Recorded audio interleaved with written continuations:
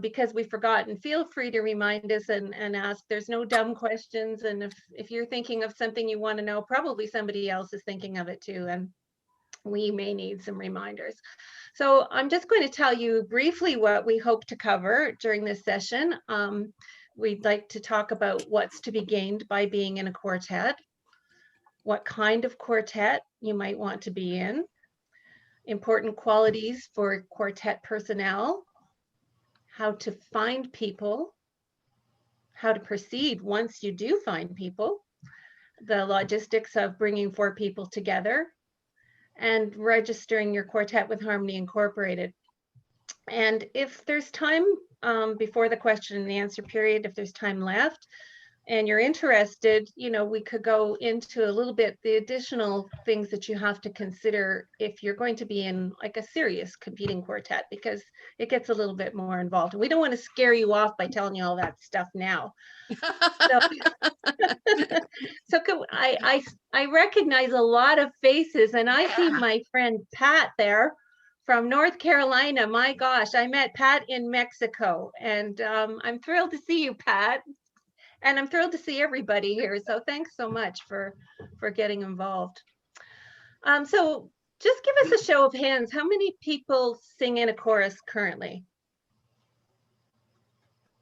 Everybody's in a chorus. Awesome. Except Linda. I don't think Linda sings in a chorus, right? And so if you're looking to be in a quartet as soon as possible, raise your hand. Couple are keeners, right? You're really excited to do this. And I know that a couple of you have been in quartets already because I've heard you. And so the rest of you are just kind of thinking that this is something that you might like to do at some point in time, right? All I can say is that singing in a quartet is just a thrill like no other thrill that there is. And until you've done it and experienced it, you really have no idea what kind of physical sensation and what kind of emotions it brings. And it's so exciting to be able to do something like this and feel those things that you never get to feel. It's a very difficult thing to explain to other people who haven't done it. And I think that, when you're in a chorus, you expect there to be lots of sound around you because there's lots of people. But until you've sung in a group of 3 other people facing each other and hearing your voice interacting with those other voices, and you hear how huge the sound is for those 4 voices, you just really have no idea what the barbershop sound is all about. So you can sing in a chorus for years, and if you've never ever tried this, you don't know what you're in for. And be prepared to be hooked if you haven't done this. So we don't want to make this all about us, but I think we just need to give you a little bit of an idea of how we got hooked. And for me personally, it was very shortly after I joined the chorus in 1977, and we had a male coach come out, and I think what he did was teach some tags, and then at break time he was getting quartets together to give them an opportunity to try it. And I had only sung, they put me in the lead section, of course, because that's what they do when you join a chorus, right? And I really was a harmony singer from the time I was a kid. So I really wanted to sing tenor, but they didn't want tenors. And so I immediately got myself in there to try this because I wanted to experience what it was like to sing the tenor part. And oh my gosh, I had tingles from the tips of my toes to the top of my head. And I just could not believe the sensations that I was getting and how awesome it was, and the possibilities that I felt were available to me to be in a quartet. And so that was the end of it for me. I was hooked right there and then. And I started, doing my best to find a quartet. And I've been in a quartet pretty much ever since. And I know, Mary, what was your experience like, Mary? Oh man, it was very, very similar. Shortly after we moved here in the late 70s. And by the early 80s, I was really, really hungry for music. I had tried community choruses here in town, and they just didn't do it for me. And one day I picked up the phone and I called the Chamber of Commerce here in Aurelia. And it was my lucky day because I had a gal who knew what I was talking about, because I asked specifically for a barber shop course because I knew of it. My brother was a barber shopper in Oshawa, the Oshawa chapter. And just as an aside, the director at that time was a very young, inexperienced fellow by the name of Steve Armstrong. Yeah, that's where it all started. So I had the bug. I wanted to try it. And this gal at the Chamber of Commerce said, well, this is your lucky day because there's a brand new chapter in Barrie. They're not even formed. They're trying to get off the ground. Here's a contact number. I called the gal. Her name was Lynn. Lynn met me on the steps of the school the next week. She said, we practice Tuesdays at 7:30. I'll be at the front. And I said, and I'll meet you there. And that was the beginning of it. And those were the days, as Judi mentioned, that we had breaks. We had coffee, tea, juice, those sweet treats. It was a social time. And our director was a lead singer, and she always had tags going. And the one day I was in the hall hovering around chatting, and she said, Mary. And I thought, oh, she chose me. Oh my gosh. And she said, come on over. I'll teach you something. Okay. I felt so special. Oh my gosh. And I thought, don't blow it, kid. This is your big chance. So she taught me a part and I sang it, and guess what it was? Baritone. And I fell in love with baritone. And the song was Sleepy Time Down South. And Everybody's first tag. It's so limited with the number of notes, but that da da da at the very end. Oh, I died and gone to heaven. Honest to God, I thought the simplest things. But that was the fire in my belly. That day it started, and I thought, I'm in. I am hooked. And yeah, I continued with that course. I became a chartered member. And it was I didn't care if it was Sweet Adelines or Harmony. It was the barbershop style. It's what those darn chords do to you. So it was a terrific experience for me. Yeah. So pursue your dream of quartetting because it's wonderful.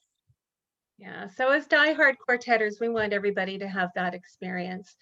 And so the things that, are wonderful about being in a quartet is being able to be the only person singing your part, not competing with the rest of those people on the risers that may or may not be singing the same thing that you are. And experiencing the ringing chords and the physical sensations that come with it. I find that hard in a chorus, but in a quartet, it happens all the time. And you'll be singing along, and then all of a sudden, everybody will just go, and everybody experiences it different. I get the hair standing up on my arms, but somebody we sang with once said that she got a tingling in the roof of her mouth, and that was when she knew that the chords were ringing. So it's different for everyone. Mary cries. Oh, it's so embarrassing. I can't stop it. I'm thinking, and if I do, then I lose my connection to the song. Sorry, Judi. I cried. No problem. You told them. Now they know. Yeah. So then, and also making friends with people who have that common interest and experiencing the joy that the music brings with others who appreciate it as much as you do. It's very hard to explain to other people. And I think most quartetters will say that it's a lot more fun to do than it is to watch. And it's a great new social experience. And honest to God, we just have so much fun.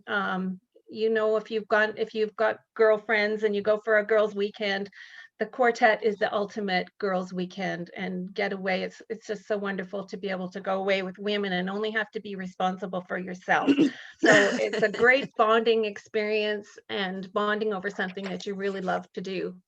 And it takes your barbershop singing to a totally new level because you can appreciate when you've done it and you've tried it, the level of achievement that others are assuming, because you know how difficult it is. If any of you are curlers, or if you watch the curling recently that's finally been on TV, you'll see that those people make it look so easy. But if you've ever tried to do it in a curling club, you know, the average club curler only makes about 1 out of 8 of those shots that those professionals do on TV. And it's kind of like that with a quartet too. A really good quartet makes it look easy, but it's, you know, there's a lot of work goes into it. And so you really grow as a person. So from our perspective, quartetting allows you the opportunity to have some say in the music you sing, the costumes you wear, and the choreography and the interpretation of the songs. Because as part of a chorus, I'm sure you've all experienced times when you've thought, oh gee, I'd like to hear it this way, or I'd like to do something a little different, and or I'd like to sing this song because I heard it and it really spoke to me. And you don't get the opportunity to do that in a chorus, but in a quartet, you know, you've got 3 other people that you collaborate with, and you know, you can choose your own music, sing the kind of stuff you want to sing, and have the experience that you want to have. You develop really great personal skills when it comes to public speaking and performing, because obviously if you're performing as a quartet, you need to be an MC. You need to share doing those things. You need to put together your own performance package and be up in front of people. And, you know, for me, that was not something that I was used to doing at all. And I've come a long way since the day that I had my first quartet coaching experience, where I stood and looked at the floor the whole time I was singing. And the guy said to me, "Dear, do you like to do this?" And I said, "Yes." And he said, well, how about you look up and look at the people instead of looking at the floor?" I had no idea I was doing that.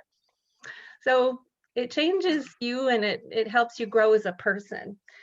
It allows you the opportunity to compete if you desire to do so. I mean, some people are just born competitors, and so for them, it's a no-brainer. They like to achieve, they want to win. But obviously, winning isn't everything, because if everybody only entered a contest if they thought they were going to win, there wouldn't be very many competitors. Competing is a great way to set goals for yourself, to continually improve, and to be able to measure your success at how well you're improving. And to compete certainly at the area level, you get some wonderful coaching in the A&R sessions, 20 minutes with a judge in every category, and that's a wonderful experience, and it's free. And you really can't beat that. So they let you sing, and it's just a really good opportunity to continue to grow.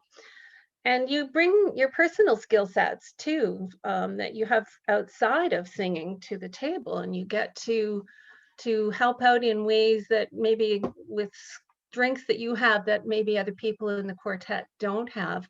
And it allows you to grow as a person that way, and to, you know, feel a real sense of personal accomplishment.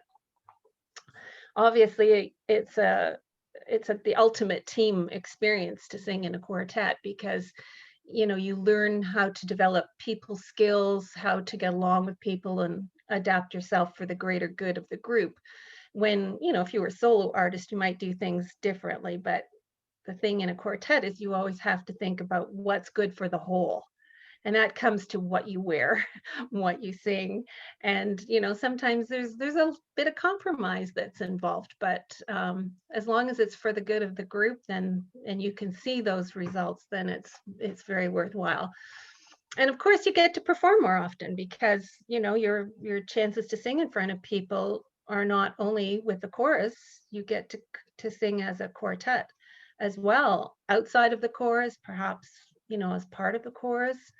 And so there's all kinds of things that you get to experience that you otherwise wouldn't. So I will pass it over to Mary to talk about being a different kind of singer. Why it makes you a better singer. Well, anything you practice and rehearse daily or on a regular basis makes you better at that craft. So the more you can sing, the better singer you will be. As Aaron Howden says, you want to sing better? Sing better. And you do that through rehearsing. And the idea of quartetting, if you are in the chorus and starting a quartet, you get twice as much time to sing. Make time to do that. It doesn't have to be a lot. 10 to 15 minutes on a daily basis is a wonderful thing. And singing in the shower is even better. You've got that great steam area, shampoo, you know, where your ribs go when you do this or when you blow your hair dry. So sing with good quality, and it makes you a better singer. It also makes your breathing apparatus work so much better too. Because in the chorus, you know, if you need a breath, you can sneak one pretty fast and you won't be noticed. In a quartet, you're on your own. There's no hiding. So you want to develop those skills as well. And you will soon figure out how to get from A to B with quality, with quantity. And once you develop that, then you're going to say, oh, I think I can go a little bit further now. I've got my music going, my vocals are working much better, my breathing apparatus and my breath management is working, and now I can just go to the end of that phrase, and now I'm going to lift off that phrase and right into the next one. So all these great things develop, which puts that fire in your belly to want to even to do more. With quartetting, you get to do a lot of duetting or trioing. Therefore, if you're not singing, you're listening. And that listening skill is so critical, because when you are the participant, you're relying on those listening to give you that positive feedback and that critical feedback, because that's as important as the good stuff. We're there to achieve and to succeed. So you rely on your mates to help you do that. So the ear training ability is enhanced immensely through quartetting. As Judi mentioned, we've got that great friendship that develops through quartetting as well. That brings self-confidence and greater motivation to carry on and do more. So why wouldn't you want a quartet? So once you decide that, yeah, you would like to proceed with this, then you need to decide what kind of a quartet you'd like to be. Do you wish to be a chapter quartet? Maybe that's where you want to start off. I don't want to practice outside of chorus night, but I do wish to arrive early with my buddy at chorus night, and maybe 15 minutes to half hour prior to chorus rehearsal. And I just want to sing some chorus songs. I don't need to learn anything new, but I'd like to start with that. So maybe you want to start as a chapter quartet. Nothing wrong with that. You're still singing and developing those vocal skills. And maybe then you want to step into becoming a just for fun quartet. Just for fun might be a little bit more serious, and you will meet outside of chorus night. You could meet at someone's house. You get to decide weekly, bi-weekly, maybe once a month.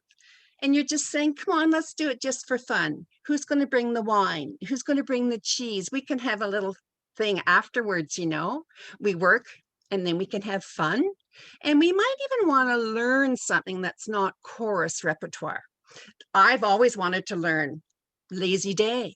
Okay, let's learn Lazy Day. And then maybe we could ask the director if we could present it to the chorus. So now you start a little bit more just for fun. If you don't want that, there's another option. Maybe you want to be a working quartet. Working quartet's a little more serious. You then might wish to choose your own music. You could use the chorus as a repertoire and a good warm up. And then you say, you know what, I think I'd like to get a little more serious here, and let's learn some songs on our own. And let's say we meet every week. Would that work for you? Can we meet in the daytime, or does it have to be nighttime? Well, all of those are factors to consider. You then might ask for an audition if you have a chapter show. Maybe a more serious quartet wants to do that, and you could sing on the show. So you're still developing all those and using all those great skills. If that's not what you wish to do, there are more options. You may want to be that competing quartet where competition is high on your priority list, working consistently, working diligently, and growing your skills all the time is important to you, because that's the fire in your belly. You then maybe get to perform more. You want to be in the community. You can represent your chorus in the community. You could sing on your chorus chapter show. And if you don't wish to do that, there's one more option. Well, there's probably more, but I can think of one more, and that's a comedy quartet. And our own Linda Hilko was in a most successful comedy quartet, because you have to have, I think that's really challenging. You need all of those skills. And then you throw in the comedy, how they think of all the things. Linda would have no idea the creativity and the talent, the skill and the time involved to do all that you did. Alcohol, Mary, it's alcohol. We could bring that. Not really, it's just joking. So there are many options available to you gals. Choose one and just get started. But then after you decide what you want to do, what kind of quartet you want to be, what are the qualities you're looking for in your quartet mates? Well, what do you want? After all, this is a singing organization. You want someone who's a singer equal skilled to you. That would be a good start. You want someone that you'd be happy to hang out with even if you weren't singing. You're looking for someone who's reliable, dependable, knows how to have fun. You gotta have fun. This is not all about work. You gotta have fun, because to me, the fun is the singing and the camaraderie, right? It's a package. It's not one or two things. It's a full, total package. So we need open and honest communication. You've got to know your limits, and some things you just have to say, nah, it's not worth dealing with. I can deal with it. It's not worth making a big fuss about. That's all right. I can deal with that and move on. But if there is something that's bugging you, hopefully that you're working with 3 other open, honest people that you can resolve. We're not all cut from the same cloth. We don't all think alike, but it's nice to have a common ground amongst all. Caring, thoughtful, fun, kind, open-hearted, all of those qualities. It's what I would be looking for. But a skill of similar quality to your own, so that you can grow and grow together and support one another. Being a team player. This is a team sport. It's not a single man sport. You're in this together. You go up with the ship and you might come down with the ship. That's okay. Dust yourself off, get back up, and on we go again. It's all good. What else have I got here? I'm looking at the time. Oh, Judi. I know we've got more material than we have time. Okay, go. Yeah, those are qualities I like in people.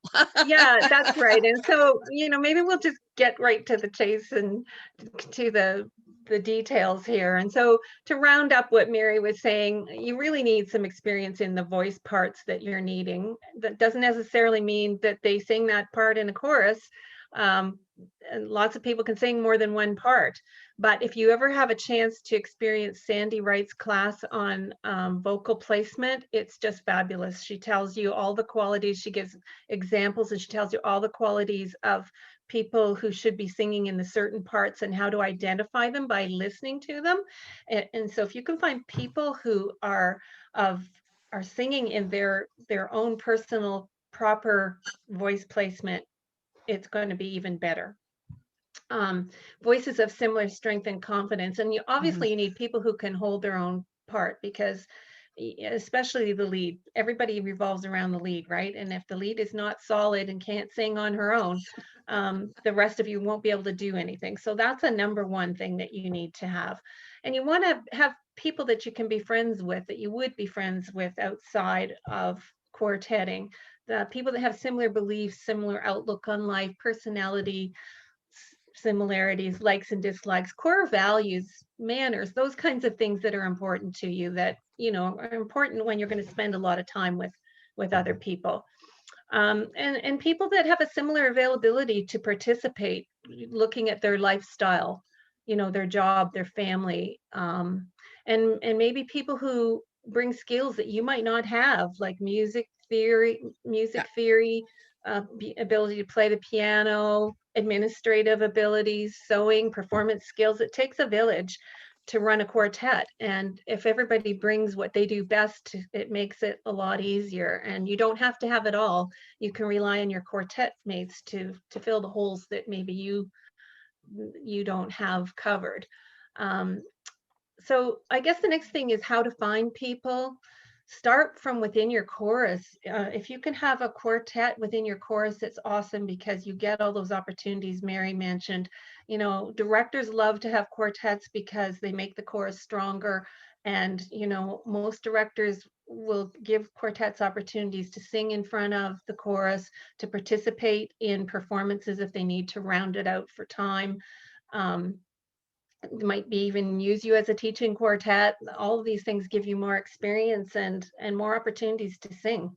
But, you know, in keeping with our creed, harmony from our hearts, we have to be very careful when we go looking for people that we don't, you know, just have a free for all, everybody come, you know, let's build a quartet, because, you know, you can risk hurting feelings and feelings of rejection. So it's always kind of a good idea to just try to do some reconnaissance, you know, try to check out the voices in your chorus. And there's different ways that you can do that.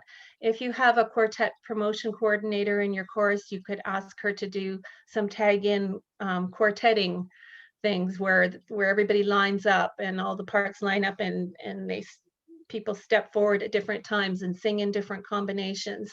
Or maybe you do that using singing tags. Every now and then something magical happens, that the right foursome ends up at the front of the line at the same time, and you go, oh my God, you guys need to be a quartet because you sound really good together. And that will spark interest from other people in being in a quartet. The other ways you can find people is to, you know, when you're at rehearsal and your chorus parts are duetting or they're trioing, listen to those other voices. You know, see if you can identify the voices that stand out to you. You can ask your director for some suggestions. You can talk to the section leaders. The section leaders usually are very good at knowing the voices in their section and what their strengths are.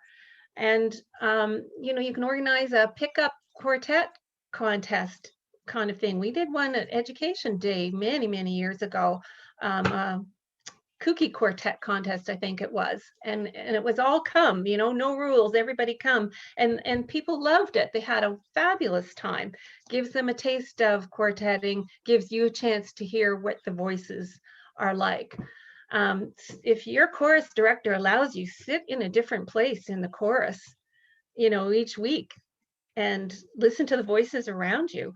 I picked up a quartet in a chorus that I was in, the last chorus I was in, just as an opportunity to give other people a chance to sing, by identifying somebody that was sitting in front of me who had an awesome bass voice that I hadn't heard before. And I thought, oh, wow, okay, we should start a quartet. Let's get some people involved in quartetting. And that's how that one began. So, you know, just pay attention. If there's no prospects in your chorus, you can go outside your chorus. It's a little more difficult, but, you know, talk to the area quartet promotion chairperson. She may have some ideas. Contact the area director. You can contact people in neighboring choruses and ask for recommendations. You can use social media, of course, Facebook, your own Facebook page. You can just throw it out there. You know, lots of people comment about things that happened at chorus rehearsal and whatever. There's no reason why you can't say, oh, gee, such and such a quartet sang for us, and I'd love to be in a quartet. Get your name out there. Let people know that you're interested, because otherwise it's a very hard community to break into. It's really hard to know. And I'd like to suggest actually that Lizanne and Nancy consider maybe putting a page on our on our Area 5 website where people could go and put their information in, maybe just a short form with some basic information and say they're interested in a quartet. Absolutely. And then at Actually, least, we're working on that. are you awesome? Yeah, yeah. So great minds think alike. Yeah, we're going to create something, a tool for people to go and put in their interest, and so that way we have an idea of who's looking and who's interested. So the committee is working on that. That's awesome. That's awesome. So I think that would be really helpful. I know I'd find it helpful. There's lots of other things. There's Sweet Adelines have a chat forum. You can put a message on that. Anybody can participate. We used to have the Harmony Connection. It's not operating right now, but I believe it's going to be coming back. We have a Harmony Chat Facebook page as well as the Area 5 Facebook page. The BHS people are usually really good about allowing you to put messages in their communications as well. Don't forget about the mixed barbershop groups. There's men and women in those groups, so reach out to those people if you're looking for people outside of your chorus. So Mary, you want to talk about once you find potential prospects? Well, sure I do. How much time, how long do you want to go here, gals? It's all right. Take the time you need, Mary. I mean, we can go till 8 if people are interested, and if they have questions afterwards, sure, no problem. Okay, well, once you find your prospective people or person anyway, you're going to want to be discreet about chatting with them because you don't want any hurt feelings over all of this. But chat with them and say, can we meet early? Can we meet at chorus? Can you come a half hour early, or can you come over to my house and we can just see if we have any kind of a match or a blend? And I think what is really, really key is that you both need to record. You're going to want to hear that back. You're going to want to talk about, and you both have to be happy. If you are the organizer of the quartet, you get to make your decision. Well, so does that other person. Judi gets to decide if she wants to sing with Mary as much as Mary gets to decide if she wants to sing with Judi. Oh yeah, I know. It was such a hard decision. But be discreet about it, because what if it doesn't work out? Right? Life goes on. And hopefully you do have more than one voice. Don't limit yourself to one prospective member. It might be advantageous to do one at a time and not the whole quartet at a time. Be aware of feelings hurt because everybody takes it differently. But reach out, experiment with that, and the most important thing I think is to record. Now, if you can't decide whether your voice matches, ask someone else to join you. Maybe you've got an assistant or a director or a director who will be willing to help you make that decision. Say, is this a good voice? Because the director did tell me at one point I was the lead until she had me sing that baritone part, and then I begged her to be baritone, so I was. And actually she said there was another gal that had asked me to sing with her, and she was a lead, and the director said, never, your two voices would never, ever work well together. So we didn't. I'm not so sure I made the right decision, but that's all right. You get to choose. So record, listen back, and discuss. And you both have to be agreeable on that one. That would be your first thing to do with finding your prospective member. Okay, so once you find those voices that work, you obviously have to get together at some point outside of chorus rehearsal, because there's lots of things that you need to investigate and explore, right? So if you suggest that you would maybe pick a couple of your chorus songs that you could sing together, so you get a feel when you have all 4 people, figured out, and you could still be auditioning people if you want, checking them out. And as long as you just are upfront with people and say, we're just exploring possibilities here. I'm not asking you for a commitment. I'm not committing anything. We're just going to try this out and see how it works and see if the voices work. And then we'll go from there. But once you decide that the singing is working, you can go on to exploring other things that you'll need to figure out if you're going to become a quartet.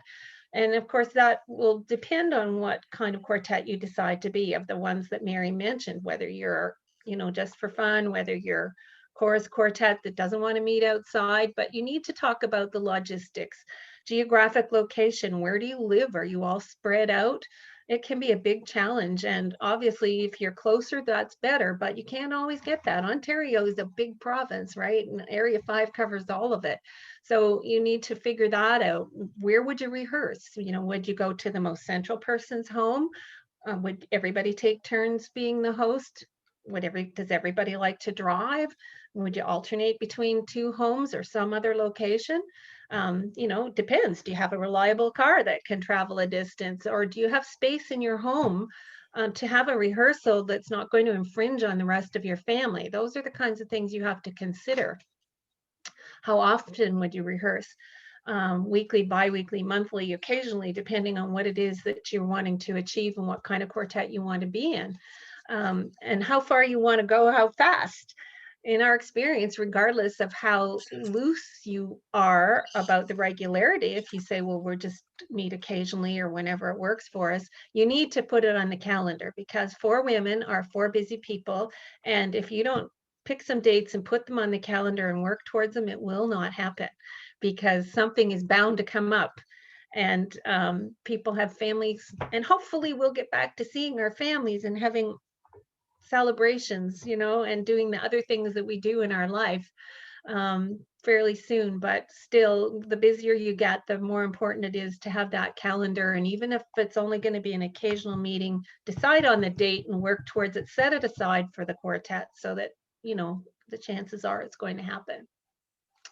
And then you need to look at what your rehearsal look like. What's the start time, the finish time? How much singing are we going to do? How much socializing are we going to do? Are we going to come warmed up? Are we going to warm up at rehearsal? Are we going to drink and eat? Are we just going to sing? How do we split this up? Is it 50-50? We do 50% music and 50% fun? Or do we do 75% music and 25% fun? Or are we going to be really serious and we say we take the first 15 minutes to talk and catch up, and then the rest of the rehearsal is work, and then we socialize if we're taking a vocal break, or we learn about each other and socialize when we're traveling somewhere, when we're not trying to get work done. It varies, and you can write your own ticket. You just do it whatever works for you according to what kind of quartet you want to be in and what you can accomplish. The thing is, you just need to talk about all this stuff and get yourself on the same page. How would you choose and learn music? Do you want everybody to bring stuff that they already have to the table? 1 or 2 people decide, majority rules, everybody must be on board? That's a hard one. That's a hard one, because some people hate mammy songs and some people love them. Some people hate baby songs and some people just love them. So you've got to be able to compromise. You have to talk about it, and you have to be willing to do what's best for the whole quartet. And sometimes we all have to give in, and the next time maybe we'll get our way. But you also need to know, how are you going to learn? Can everybody learn independently? Do you want to spend time at rehearsal learning notes, or do you want people to come prepared? Do you need to have learning tracks? Or is there somebody in the quartet that could make piano tracks or vocal tracks? Does everybody read music? Some people only learn by ear. If you've never been in a quartet, you probably don't realize that music and tracks are expensive, and you can get music, legal music from the BHS, from Sweet Adeline's, very reasonably, or you can pay lots of money for it, depending on what kind of music you want and where you're going to get it from. Tracks tend to be very expensive. So it's good for you to know how you're going to do that.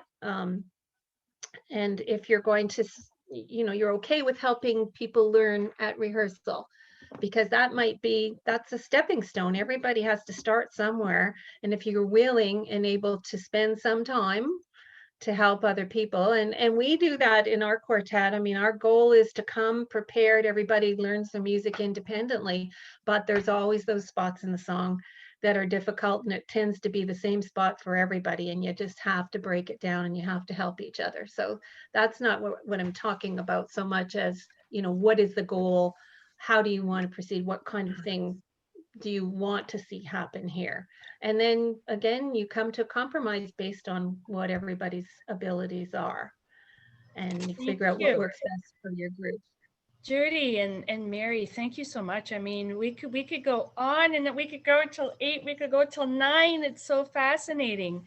Wouldn't it be nice if we could sit in a room in a big circle and just chat about this? That would be so much better. But yes, Linda, soon. Very soon. Yeah. So maybe we can open it up to first questions. And I think we've got a really nice size group of 25 lovely faces on my screen. So if you want to ask a question directly, just unmute, maybe let us know, put your hand up, just unmute and ask your question. Sparky, looks like you've got one. Well, I just wanted to say I sing in a couple of courses. And so one of the courses that I'm singing in right now, so what they've done is had everybody in the course learn the same song. It's not really complicated, but everybody is learning the same song, and you have to send in an audition tape, and then they are going to pick people. The section leaders are going to pick people whose voices blend. So you may be in a quartet or a sextet that you have no idea, but I mean, it's kind of fun because you don't have to do any hard work, and yeah, you just have to know your music. Life is good. I thought that was kind of interesting as far as a course activity. Yeah, it's a great way to get things started, for sure. Yeah. Right. For sure. And it will make the chorus stronger, certainly, and the singers more confident. Absolutely. Trisha has a question. I do. Yes. How do you get started in this environment? With people not being able to sing together. Oh, Patricia, we knew somebody was going to ask that question. Yeah, so, well, I can tell you just a little bit about our experience, because you may know we're looking for a bass singer in Elixir right now. And so what we've done, to be honest, is when we've had people come forward that were interested, we've asked them to record themselves singing along with a 3-part learning track playing in the background, so that we can get a sense for what their voice sounds like. So something they already know and they have a learning track for. So they've got the rest of the quartet, record it and send it to us. And then the next step that we've gone to is to ask them then to learn something simple, or ask if they have something that they already know that we know, that they could record just their part and send it to us. And we've been working in an app called Band Lab that you might be familiar with, that allows you to go in and everybody records their own part separately. yeah. And you can duet in there, you can trio, you can sing with the whole quartet. It has its challenges, but it's better than nothing. And so what we can do is then import that person's voice into that application, and we can hear her voice with our voices. Nice. And then if we do that with something very simple, that's not, because you don't want to make people work too hard in the early stages, right? And then if everybody's still agreeable to going to the next step, then you give them a piece of music that is something you would like to sing as a quartet, and ask them to learn the whole thing. Hopefully it's something that you have tracks for, so that everybody is going to be singing basically with the same interpretation. But that's the one way we've managed to, try to make some progress. It's not ideal, but it's better than nothing. And then obviously the objective would be to get together in person outside when the weather gets better. And again, that's not ideal either, because it's a different Parkas. experience. Yeah. 6 feet apart. Yeah. You know, you don't hear each other the same, but it's still a joyful experience to be able to do it. It gets the endorphins going. And I know last summer I went to rehearsal feeling like a piece of crap and unhappy and not knowing why, and came home feeling like $1 million. Yeah. Aw, That's what it does for you. Thank you. That Absolutely. actually sparked another idea, because I'm not singing in a quartet, so it's not the same case of just adding a person. But it occurs to me that I could have them sing one of our chorus songs and load it into Audacity and put the 4 of us together and just see what I think. Oh, cool. Absolutely. Absolutely. Thank you. Yeah, it's a great way to do that. Good thinking. So here's a question that was in the chat box. If one person in the quartet tends to overpower the others, is that something you can work on, or do you need to find a replacement? Now, I'm assuming that this person is referring to their voice is overpowering the combination of voices. So that's a little bit of a question. Yes. So the answer to that was yes. It has to do with the voice overpowering. Mary, do you want to take that So one? yeah, certainly you can work on that. Yes. Why not? You need to have your voice fit into all the rest of them. I would duet with somebody for sure. Yeah. And if you're drowning them out, dial it back, girlfriend. The other, well, you can do that. You can do that. I've had to adjust many times, and that's okay. You need to do that if you want to sing in that quartet. So again, record your sound when you have brought that volume back, and see if that wonderful mesh is there. If it is, then it's going to be worth that person's effort to learn to sing like that. Wouldn't it be also a valuable then to have, you said working on duetting, but also to take advantage of the other 2 who are listening to the duetting to say, yeah, dial it back, sister. Like, Oh, absolutely. yeah, like That's a given. other 2 would be part of that communication and part of that process to say, you know, that's awesome and you're incredibly powerful, but we don't really need that kind of power right there or something. So that dynamic and that communication really is the key, isn't it, Mary? And that goes back to that ear training right off the hop that I was talking about. When 2 are singing, the other 2 are silently but actively participating. Absolutely. You want that feedback. Absolutely, it is. We've got another one in chat that says they found that as you're putting a quartet together, make sure everyone has the same goals. One might want a competition quartet while the other one just wants to sing gigs, right? So we talked a little bit about that it's important to really talk about that and be open to it, right? Yes, that's that open, honest communication. There's no sense in badgering someone, and that might not be the right word, convincing someone to come your way. I would not try to convince that person who does not want to compete to compete. No. So that brings me to something that we wanted to touch on, and we didn't do so. And that's a document that we have that we received actually at a quartet class in 2005. And it was presented by 2 gals from Sudbury at the time, Linda Keenbaum and yes. Wanda Olson. I don't know whether they developed this or not, but it's an absolutely awesome 4-page document. Sounds daunting, and No. you know, it can be, but it's got 29 questions on it, and we added another 5 or 6 to bring it up to date, you know, for things that you need to talk about these days.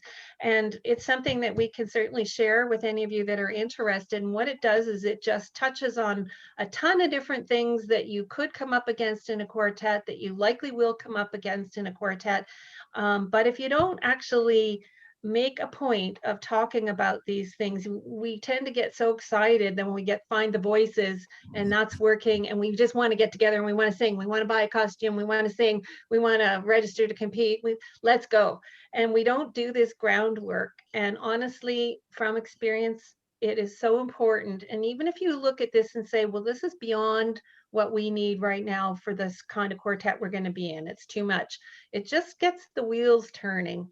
And it doesn't hurt to just be aware of the questions, because then you can think about it, whether you take the time to discuss it as a quartet or not. But I highly recommend, if you're getting into any serious kind of a quartet, that you actually do this exercise, because not only does it allow you to talk about things that at some point that don't come up early on, they may come up later. And you think because you're on the same page with the 5 basics that you're going to be on the same page with everything, and you're not, because you're 4 different people. So what it does is it gives you an opportunity to see where people think differently than you do, to talk about it, to come to a compromise, or agree to disagree, or That's right. say it's not that important to us right now, we'll figure it out if and when it happens.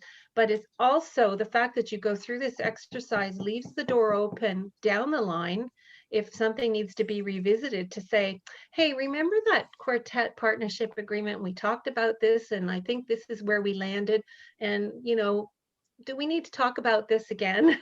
And then it makes it easy to bring up a subject that, if you don't discuss things ahead of time, sometimes it's difficult to bring it up. It's difficult. You don't want to make waves, right? Nobody wants to make waves, but it's fair game when you've already talked about it and you figured it out, to